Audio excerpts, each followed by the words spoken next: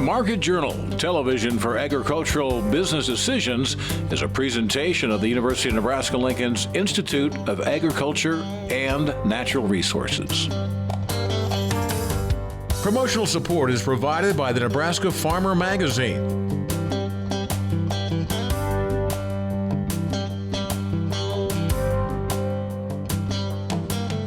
Hello everyone, I'm Troy Molen and thank you for joining us this week on Market Journal. I hope everyone has been enjoying their July so far. The year is flying by, lots to get to, so let's jump right into it and see what we have for you this week.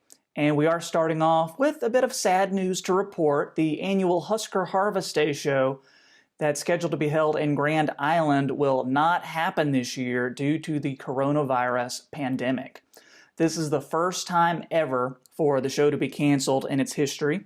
Husker Harvest Days was slated for September 15th through the 17th. The show gives attendees a chance to visit vendors, hear speakers, and see the latest in farming technology and machinery.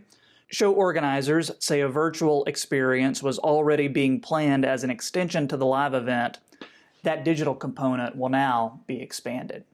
Next, this spring, some ethanol producers sent letters to Nebraska corn producers telling them not to deliver their contracted corn due to force majeure. So what does that mean and how does it relate to agricultural contracts? UNL Extension Water and Agricultural Law Specialist Dave Aiken joined me to break it all down. Well, force majeure literally means superior force, and it is a rule in contract law that lets people get out of contracts in very rare instances where unseen forces outside the control of any of the parties make contract performance impossible or impractical. What are some examples of force majeure events? Well, floods, droughts, hurricanes, tornadoes, volcano eruptions, lightning strikes, and those types of natural catastrophes are typical force majeure events. They're also called acts of God, and I think people are probably more familiar with that, nomenclature.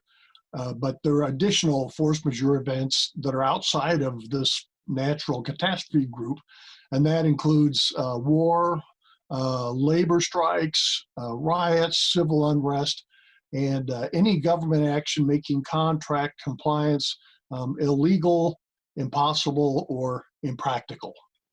And I noticed with all those examples that you mentioned, you didn't have pandemics on the list. Are those included? They used to be on the standard list of natural catastrophes or acts of God. Now, because of the improved medical technology that we have, they're much more infrequent. Some people still have them in their contracts, but a lot of people don't. They sort of dropped off because they haven't happened very often. But I don't think there's any doubt that they still qualify as a force majeure event. So when a force majeure event happens, break down what the process is. Okay, well, the party who thinks that a force majeure event has occurred notifies the other party that the contract needs to be put on hold, at least for the duration of the force majeure event, or maybe even canceled altogether. If the other party disagrees and they can't, get together on some compromise, then they can go to court to get the judge's ruling on whether force majeure applies to their situation or not. So this would be the ethanol plant saying, we can't use your corn, force majeure, and they talk and say, well, do you want me to just hold on to it until you're ready for it, or do you want me to just go ahead and make the best deal I can, and what? And they have that discussion, and hopefully the farmer gets clarification on whether the ethanol company says no, hold it, and we'll pay. It just may be a few months down the road. We don't know when, or they may say no, we're not going to be able to use it. Period, and that you've got to do the best you can with it. Dave, what was the chain of events justifying the ethanol plants canceling corn purchases?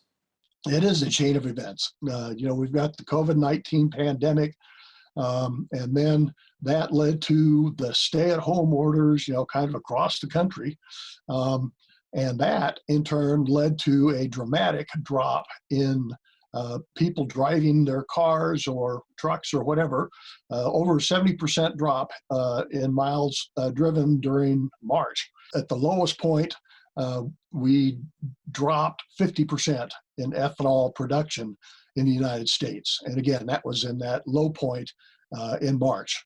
Now we're back up to 80%, so we're not out of the woods, but we're heading in the right direction. So what happens if the contract doesn't have a force majeure clause? Well, in Nebraska, the courts have recognized both acts of God and something called Section 261 of the Restatement of Contracts, which basically have the same effect as the force majeure. So it's not called force majeure, but the law itself is pretty darn close. And Dave, does the mere occurrence of some force majeure event allow one party to cancel a contract with a force majeure clause?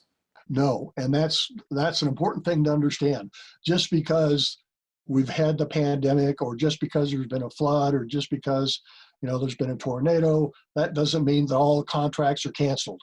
Whatever happened, that event that nobody anticipated but came in and is wrecking everything, messing everything up, that has to mess up the contract. If it doesn't mess up the contract, then even though it's a force majeure event, that doesn't give anybody the right to just jump out of the contract because they don't want to do it anymore.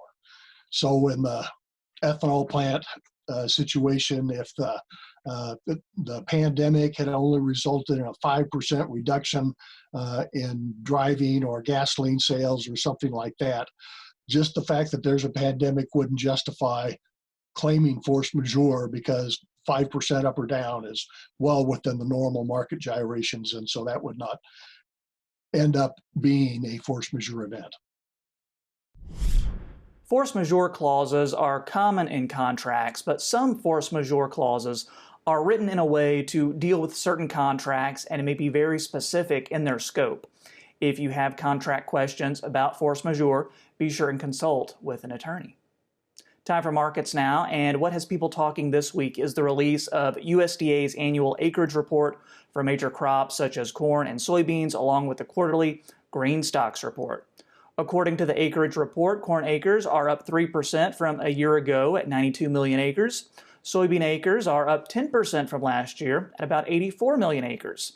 That's just a couple of the major points to discuss, but there's lots more to talk about. So on Wednesday, I spoke with Darin Newsom, president of Darin Newsom Analysis, to dig even deeper. I think the biggest number that everyone's talking about is actually the smallness of that number, coming in at 92 million acres of corn planted. That caught everybody by surprise. Before, going back to USDA's prospective plantings and in the June-July reports, the May-June reports, they kept the number at 97 million. So we were down 5 million acres, and that wasn't even counting supposedly about 2 million acres that hadn't been planted yet, or that was including 2 million acres that hadn't been planted. Those supposedly got planted. That could have dropped us below 90. The key is that 92 is an awfully low number. And soybeans did increase a little bit up to about 83.8. These are all still subjective. They're all still going to change. But I think what the market has reacted to initially was the fact that 92 was so far below what anyone thought. It was the biggest decrease posted by USDA in this report, basically in modern history. And markets certainly reacted by everyone jumping in buying. Not overly surprising, because non-commercial traders were holding such a large net short position. This sort of surprise does tend to cause some short covering. So with some of these acres below their estimates, where did those acres go? Nobody knows. They subtracted some from the entire Corn Belt, just about every state. And the thing is, if you look at total acres, if you look at the totality of everything, the wheat, the soybeans, the cotton, all this, acres are way down, something like 7.5 to 8 million acres less, if not more. I got to go back and do the math on that. But total acres are way down, and everyone's asking, where do those acres go? Where are they going to get planted? They're not just going to sit idle. So right now we're facing a situation. I think there's a lot of skepticism about this number. I think it could increase over time again, but for now it's what we have. And the question certainly is, where did the acres go? Are you skeptical about this number? Did it line up with the data you have? Both. I am skeptical. I'm skeptical of any USDA report, particularly one that's projecting. They don't have all the numbers in yet. They don't have all of the, not everybody has reported their acres and so on. So there's still going to be some adjustments. But if we look at the structure of the market, and the way I like to look at it is looking at the two sides, the non-commercial and the commercial side. Non-commercials were extremely short and starting to buy.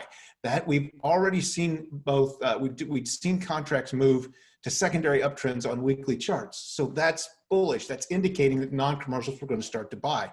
And the future spreads were also neutral to bullish, despite all this talk about 3 to 4 billion acres, 3 to 4 billion bushels left over at the end of the next marketing year.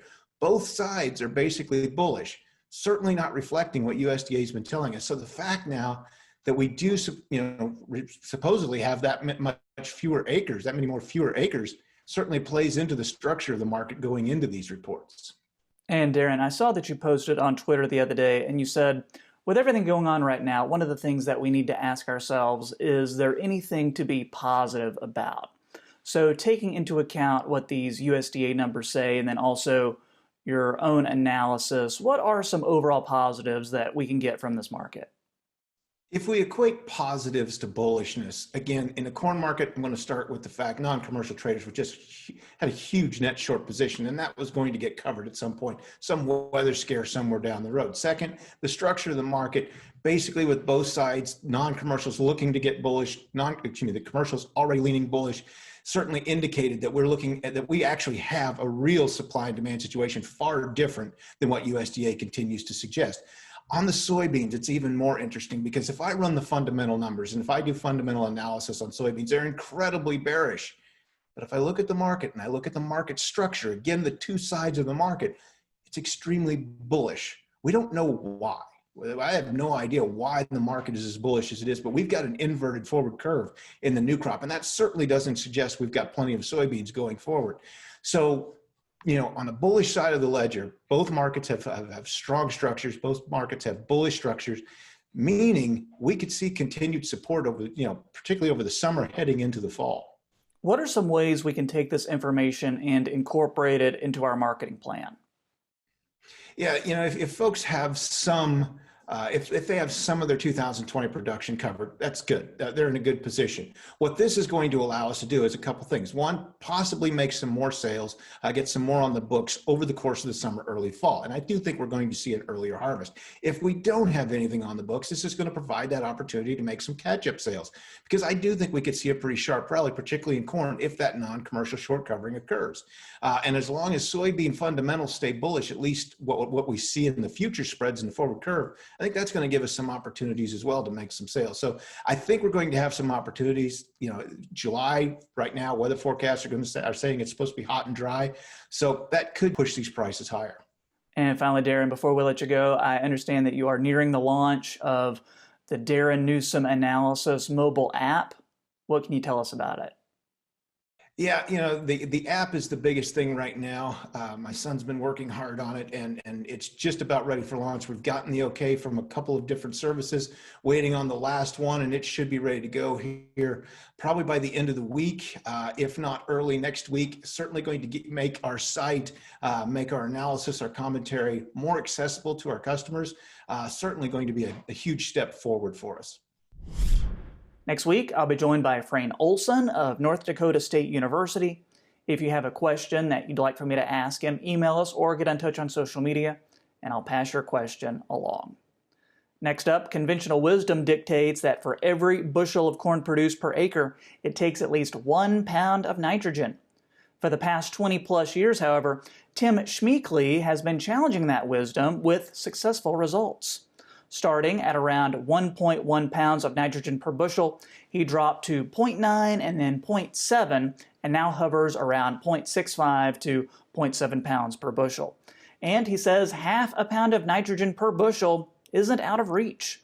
Read about how Schmeekly has reached this level of nitrogen management in the July Nebraska Farmer. Time now for weather with Nebraska Extension Ag Climatologist and Market Journal Chief Meteorologist Al Dutcher. And Al, I know you're gearing up for the 4th of July. Give us an idea of what we can expect in the forecast. Well, Troy, it's been a very hot week, and it looks like that's going to continue into the foreseeable future. We have seen the dew points rise up rather dramatically, and that's going to make some very miserable conditions both for humans and cattle.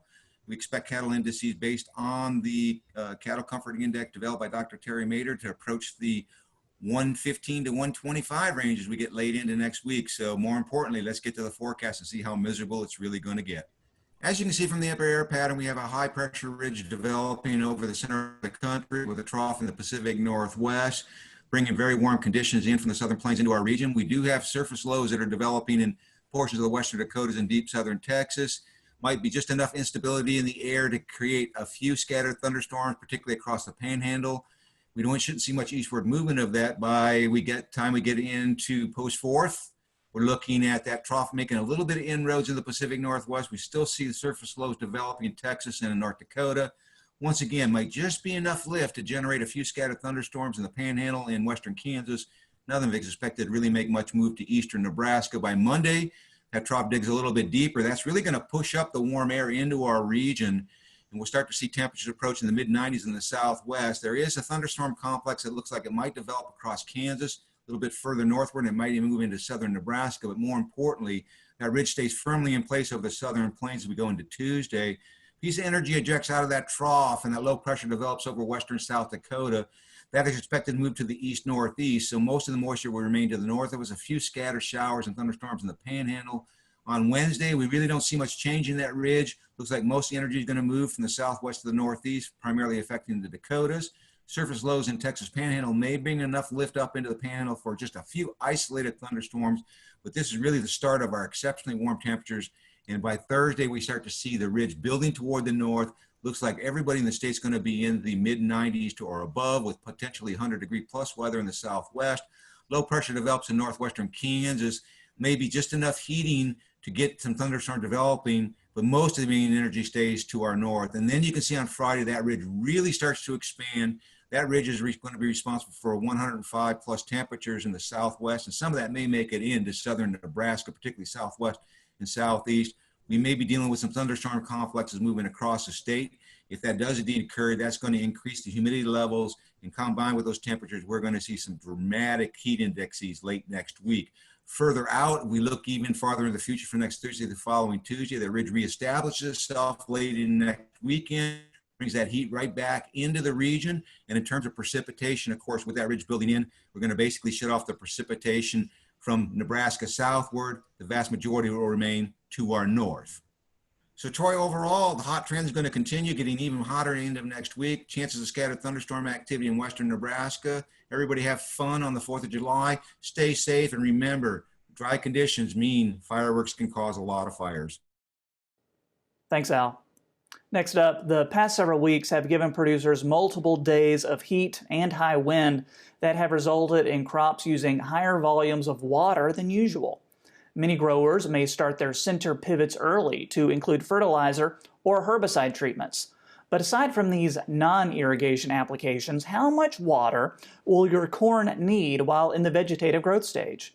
Market Journal's Bill Dodd recently spoke with Extension Educator Steve Melvin to get the answer. Hot summer days can be fun for getting out on the water and grilling out with friends and family. However, when it comes to irrigating your crops, those hot summer days may become another obstacle to deal with. While many producers may already be irrigating due to soil conditions, there are a number of things to keep in mind when determining whether or not to make it rain. Well, it is always a challenge to figure out how much water needs to be put on with irrigation at any time of year. And vegetative is certainly not any different on a year when it's hot and dry like this. You need to keep in mind those smaller corn plants do not have the leaf area to give out as much water as a fully developed corn plant. And so it's quite a little less than most guys think. Again, the only way to know exactly how much to put on is to monitor how much water is remaining in the soil. And then keep in mind that if the field was irrigated a year ago, it's probably at a field capacity when you planted, and so each day the roots are growing into another inch or so of water.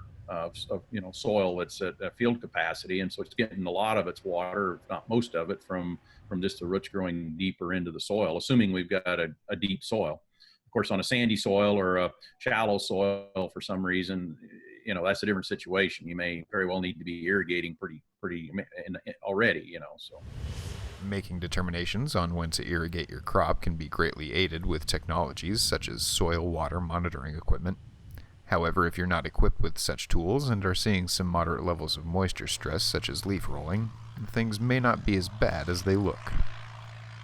Well, by far and away, the best one is to have some soil water monitoring equipment out in the field and keep an eye on those numbers. And there's a lot of people do that and then know pretty much what they need. If you don't have that, it's a lot bigger of a challenge. But certainly you can have some leaf rolling in the afternoon, fairly significant on a hot, windy day, and not really expect any yield changes, come fall, versus if you would have went ahead and irrigated. One solution that is offered to save a bit of water and money is the water miser strategy. Reducing irrigation cost and lowering pumping are two important reasons to consider allowing moderate moisture stress on vegetative corn. Concurrently, some reports have also indicated that low levels of moisture stress have been conducive to lower levels of green snap as well. The water miser strategy is a strategy that we came up with a number of years ago, which basically focuses on saving water during the vegetative period, and by allowing a little bit of drought stress, not a lot, but a little bit during the vegetative stage, but then fully watering the crop during its sensitive time from the right at tassel or just before through early grain fill. That's when corn is most sensitive to drought stress, and we really need to focus all of our energy for irrigation right around that time period. Well, when we've worked with this strategy in the past, we've had some fields that were watered. We had a fully watered strategy where we were keeping the corn, all the water it wanted and growing really quick. And then, the water miser, which wasn't putting water on during that vegetative stage, where we've had a significant amount of green snap with that corn that was fully watered because it's growing really fast. It's really tall and brittle, and the what hasn't had quite as much water as it might wanted wasn't nearly as tall and nearly as brittle. And so, significant difference of green snap right side by side on those fields. So it's certainly, fully watering a corn crop all the way through the vegetative stage. If you get that windstorm that you hope you don't get in a thunderstorm or something, it certainly can be far more devastating if you're really keeping the corn growing very quickly versus allowing it to slow down a little bit with a moderate drought stress. In order to further illustrate results, Steve pointed me to a study from the year 2000 that showed how there was very little effect on overall yield when crops were exposed to minimal moisture stress during the vegetative state. That's been a few years ago, but it certainly illustrates the point that corn during vegetative stage is not that sensitive to some drought stress. And the strip on the left shows, very stressed corn. In fact, there were some leaves, edge of the leaves burned back, and when it got to be harvest time, it was 206 versus the corn that was on the other side that had been watered about a week before that. A lot more growth, a lot nicer and greener. Things were looking phenomenally better, but when it got to be harvest time, the yield statistically was the same on both strips. And so it just illustrates that point that during vegetative stage, corn is just not very sensitive to drought stress. I wouldn't encourage anybody to let their corn get that dry before they irrigate it. But, it certainly, we were doing a small plot thing experiment, but certainly emphasizes that some leaf rolling on hot afternoons is not going to affect the final outcome of the yield. In areas with sandy or shallow soils, producers may need to irrigate more than others. However, it would be prudent to keep in mind that research has shown low to moderate levels of moisture stress during the vegetative stage usually won't lower yields too much, if any. So, feel free to save that water for a not-so-rainy day. Reporting for Market Journal, I'm Bill Dodd. Thanks, Bill. Finally today, COVID-19 has put an end to many in-person events this year. So Nebraska Extension is holding its 6th annual Youth Crop Scouting Competition a little differently. This year's event will take place virtually on July 28th. Youth involved in the competition can earn cash prizes and learn basic principles of crop production that should come in handy for future ag careers.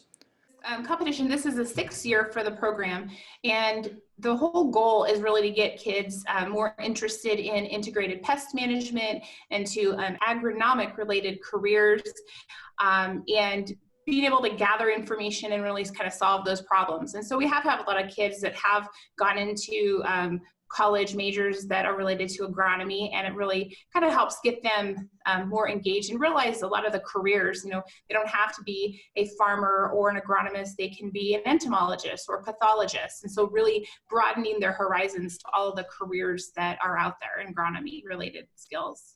While a virtual setting is new for contestants this year, many things will remain as they have in previous years. However, with the lack of in-person communication, organizers are giving contestants access to an agronomist to answer any potential questions. Well, we will have a new feature to the competition called Office Hours with an Agronomist. So those teams can actually go out in the field, do some scouting, and if they find a sample, whether it's a leaf with diseases on it or an insect, they can actually take a picture of that and send that to our team of UNL agronomists, and we'll do some Zoom options so that they'll be able to actually have the UNL agronomist identify what it is and explain if they have met an economic threshold and actually need to go ahead and treat it. So that's kind of a new cool option that they'll actually be able to have that one-on-one interaction with our judges ahead of time. Teams of students from across Nebraska in grades 7 through 12 are invited to participate. If you're interested in the 2020 Youth Crop Scouting Competition, your team must be registered by July 15th. A free package of study materials will be mailed to each team that signs up by the deadline. For more information, you can visit go.unl.edu/cropscoutingreg. You can find a link on the Market Journal website as well. That's going to do it for this week's show. If you missed a story, be sure to download the Market Journal mobile app or follow us on social media to join in on the conversation. And don't forget, you can get the latest updates on the coronavirus outbreak at covid19.unl.edu. Hope to see you right back here next time. I'm Troy Moling. Thanks for watching.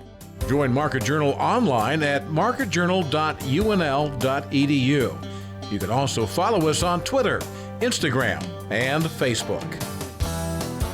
Promotional support is provided by the Nebraska Farmer Magazine. Market Journal is produced by the University of Nebraska-Lincoln's Institute of Agriculture and Natural Resources.